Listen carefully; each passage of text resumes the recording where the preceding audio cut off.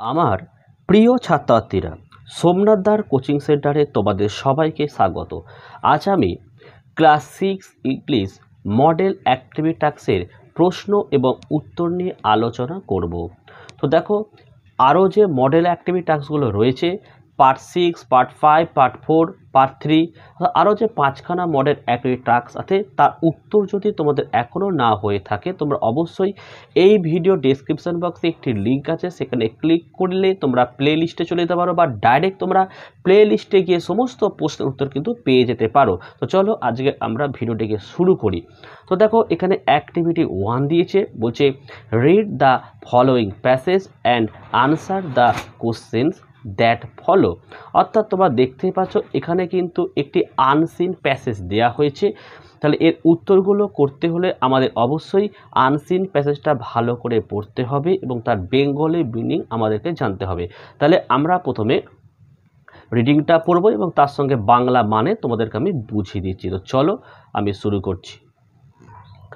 তা দেখো, তোমরা এইভাবে পড়তে হবে। দেখো, 1001 Nights is a collection of the Middle Eastern folk tales compiled in Arabic during the Islamic Golden Age। তো দেখো, এটা হচ্ছে তাই যে 1001 Nights হলো ইসলামিক স্বর্ণযুগের আরবি ভাষায় সংকলিত মধ্যপ্রাচ্যের লোককাহিনীর সংকলন। ক্লিয়ার হয়েছে? তো দেখো পরেরটা কি বলেছে এখানে, যে it is often known in English as the Arabian Nights. এটি প্রায় ইংরেজিতে দ্য আরাবিয়ান নাইটস নামে পরিচিত। ঠিক আছে, তারপর এটা কি বলছে দেখো, the work was collected over many centuries by various authors, translators and scholars across West, Central and South Asia and North Africa। তাহলে এটার মানে কি, অর্থাৎ এই কাজটি বহু শতাব্দী ধরে পশ্চিম, মধ্য, দক্ষিণ এশিয়া এবং উত্তর আফ্রিকার বিভিন্ন লেখক, অনুবাদক ও পণ্ডিতের দ্বারা সংগ্রহ করা হয়েছিল। তারপরে লাইন দেখো, the bulk of the text is in prose although verse is occasionally used for songs and riddles and to express serious emotion. তাহলে এটা কি হচ্ছে মনে শোনো, অর্থাৎ এই যে পাঠ্যটি তার বেশিরভাগ অংশ গদ্যে লেখা, কিন্তু গান, ধাঁধা বা গুরুতর আবেগ প্রকাশের জন্য মাঝে মাঝে শ্লোকও ব্যবহার করা হয়েছে। তারপর দেখো বলছে, some of the stories commonly associated with the Arabian Nights in particular Aladdin's wonderful lamp, Ali Baba and the 40 thieves and the 7 voyages of Sinbad the Sailor were not part of the Arabian Nights in its original Arabic version। তাহলে এটার মানে তোমাদের এটাই হচ্ছে যে কিছু গল্প যেমন তোমরা এখান থেকে দেখো, Aladdin's wonderful lamp, Ali Baba and the 40 thieves and the 7 voyages of Sinbad. তাহলে এই যে অরিজিনাল যে গল্পগুলি, অর্থাৎ কিছু গল্প যেমন এগুলো হলো, এই যে গল্পগুলো এর যে মূল যে গল্পটা সেটা কিন্তু এই আরাবিয়ান নাইটস অরিজিনাল ভার্সান সেখানে কিন্তু নেই। ক্লিয়ার হয়েছে? তারপর দেখো এখানে বলা হচ্ছে, this stories were added to the collection of Antonio Galland and other European translator. আর এই যে গল্পগুলো এইগুলো দেখো, ওই যে Antonio Galland and other European translator অর্থাৎ অনুবাদক, এরাই কিন্তু সংযোজন করেছে। তো আশা করি বুঝতেই পারছো এর বাংলা মিনিংটা তোমরা বুঝতে পেরেছো। তো চলো আমরা প্রশ্নের উত্তরগুলো দেখে নিই। তো দেখো এখানে প্রথমেই বলেছে, দেখো complete the following sentence with information from the text, অর্থাৎ এখানে যে প্রশ্নগুলো দেওয়া হয়েছে তার উত্তরগুলো কিন্তু এই টেক্সট থেকে নিয়ে লিখতে হবে। দেখো উত্তরটা প্রশ্ন আমি এখানে লিখেছি খাতা থেকে তোমরা লিখে নেবে। The Arabian Nights is collection of, শূন্যস্থানে তোমরা লিখবে এইটি, the Middle Eastern folk tales compiled in Arabic during the Islamic golden age. তোমরা এটা লিখলে খুব ভালো হয়, কিন্তু যদি ছোট করে লিখতে চাও তোমরা কি লিখতে পারো এটা the Middle Eastern folk tales, এইটুকু লিখলে করে উত্তরটি হয়, কিন্তু এটা পুরোটা লিখলে কিন্তু খুব ভালো হয়। তো চলো আমাদের 2-এর প্রশ্নটি তোমরা দেখো।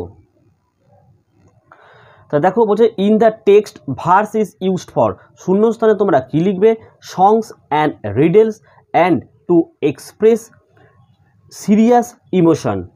এবার দেখো 3-এর প্রশ্নটি, প্রশ্ন বলছে যে one of the famous translators of the Arabian Nights is, তো আমরা এই প্যাসেজের এখন লাস্টে দেখো এই নামটি পেয়েছিলাম যে অ্যান্টিও গ্ল্যান্ড, ঠিক আছে। চলো এবারে বিয়ের দাগের প্রশ্নগুলো কি বলেছে।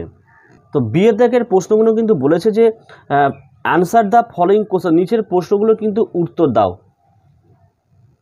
তো এখানে 1-এর প্রশ্নটা বলেছে যে when was the Arabian Nights composed, অর্থাৎ এই যে দ্য আরবিয়ান নাইটস কবে রচিত হয়েছিল। তো উত্তরটা তোমরা এইভাবে লিখবে, the Arabian Nights composed during the Islamic golden age, ঠিক আছে।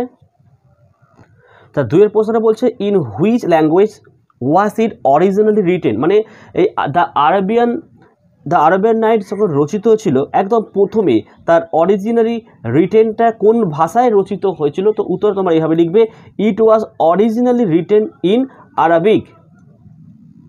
তার 3 নম্বরের প্রশ্নটি কিন্তু দেখো এখানে বলা হচ্ছে যে how did the English translator of the Arabian Nights, অর্থাৎ আরবিয়ান নাইটসের যে ইংরাজি যে অনুবাদ differ from the original version, অর্থাৎ অরিজিনাল ভার্সান থেকে কীভাবে আলাদা। তো দেখো এর উত্তর তোমরা এইভাবে লিখবে, some of the stories commonly associated with the Arabian Nights, in particular Aladdin's Wonderful Lamp, Ali Baba and 40 Thieves, The 7 Voyages of Sindbad, The Sailor were not part of the Arabian Nights in its original Arabic version. তো চলো এবারে activity 3-তে কী বলেছে আমরা দেখি। তো activity 2 আমাদের করতে হবে, উত্তরগুলো আমি এখানে লিখে দিয়েছি। তো এখানে কী বলছে দেখো, বলছে identify the assertive, imperative, optative, exclamatory and interrogative set, অর্থাৎ এখানে যে 5টি সেন্টেন্স দেওয়া রয়েছে এর মধ্যে কোনটা assertive, imperative, optative, exclamatory and interrogative sentence হবে। তো 1-এর প্রশ্ন তোমরা দেখতে পাচ্ছ যে hurray we have won the match, এটা হচ্ছে আমাদের এক্সক্লেমেটরি সেন্টেন্স হচ্ছে, যেহেতু তোমরা দেখতে পাচ্ছ বিস্ময়বোধক চিহ্ন দেওয়া থাকলেই কিন্তু এক্সক্লেমেটরি সেন্টেন্স হয়। 2 নম্বর দেখে now what is your name, দেখো জিজ্ঞাসা চিহ্ন দেওয়া, তাহলে ইন্টারোগেটিভ সেন্টেন্স হবে প্রশ্নবোধক। 3 নম্বর দেখো Neeraj Chopra won gold medal in the Tokyo Olympic, এটা একটা বর্ণনামূলক সেন্টেন্স, তাহলে এটা হচ্ছে আমাদের অ্যাসার্টিভ সেন্টেন্স করতে হবে। তারপর দেখো না এখানে ওপেন দ্য ডোর, এটা হচ্ছে ইম্পারেটিভ সেন্টেন্স, আর মে গড ব্লেস ইউ এটা হচ্ছে আমাদের অপটেটিভ সেন্টেন্স। এটা তোমরা অ্যাক্টিভিটি 3 দেখো বলছে add prefix to the word given below and make opposite, তো এখানে কিছু দেখো ওয়ার্ড দেওয়া রয়েছে এর কিন্তু অপোজিট আমাদের লিখতে হবে এবং অবশ্যই প্রিফিক্স যোগ করে। তো চলো আমরা খাতায় উত্তরগুলো লিখে রেখেছি দেখো। দেখো প্রথমে দেখো লেখা আছে রেসপেক্ট অর্থাৎ সম্মান করা, তো উত্তর আমি দেখো লিখেছি ডিসরেসপেক্ট। তারপর দেখো লেখা আছে কমফর্টেবল অর্থাৎ আরামদায়ক, তো আমরা কি লিখেছি দেখো আনটা যোগ করেছি, তাহলে আনকমফর্টেবল। তো তারপর দেখো লেখা আছে ফরচুন মানে ভাগ্য, আমি এখানে লিখে দেখো মিস ফরচুন অর্থাৎ দুর্ভাগ্য। তো তারপর দেখো লেখা আছে ম্যাচিওর, ম্যাচিওর মানে হচ্ছে এখানে যাকে বলা হয় পরিণত, আর এখানে দেখো লিখেছে ইমম্যাচিওর মানে অপরিণত। তারপর দেখো লেখা আছে লিটারেট, লিটারেট বলতে আমরা যাকে বলি শিক্ষিত, আর আমি এখানে লিখেছি ইল লিটারেট মানে অশিক্ষিত। তো দেখো অ্যাক্টিভিটি 4 এখানে বলেছে দেখো develop the following outline into a story, add a suitable title and moral to your story. তো এখানে একটা স্টোরির হিন্টস দেওয়া রয়েছে এবং যার একটি সুইটেবল টাইটেল দিতে হবে এবং এই গল্পটা লেখার পর একটা মোরাল কিন্তু অবশ্যই দিতে হবে। তো চলো এটা আমি একটু পড়ে নিই।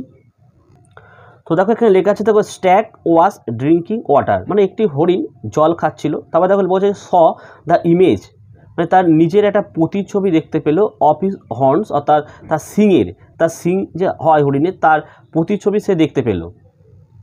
এবং তারপর দেখো লেখা আছে, দেখো অ্যাডমায়ার দেম, অর্থাৎ তার যে সিং ছিল সেই সিংয়ের সে কিন্তু একটা প্রশংসা করেছিল। তারপর দেখো লেখা আছে, দেখো ডিসলাইক স্লেন্ডার লেগস, অর্থাৎ তার একটি সরু পা ছিল, হরিণের তো পা সরু হয় এবং সেটাই কিন্তু সে পছন্দ করতো না। এবং তারপর এটা দেখো লেখা আছে chased by the pack of wolves, মানে কিছু নেকড়ে তাকে তাড়া করেছিল। তারপর লেখা আছে horns caught in thick bush, মানে হরিণের যে সিংটা ছিল একটা ঘন ঝোপঝাড়ের মধ্যে কিন্তু আটকে গেছিলো।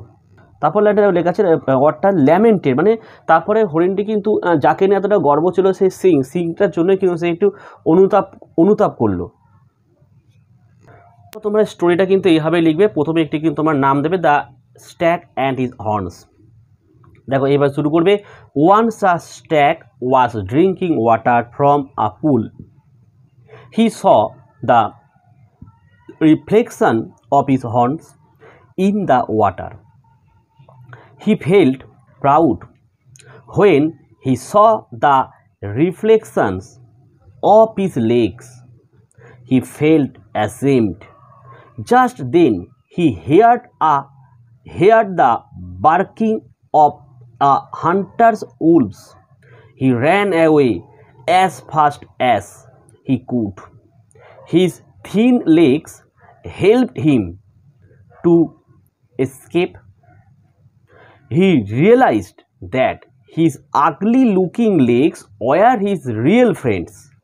Soon his beautiful horns proved an enemy to him. They got entangled in a bush. He tried his best to release himself, but he could not succeed. The wolves reached there.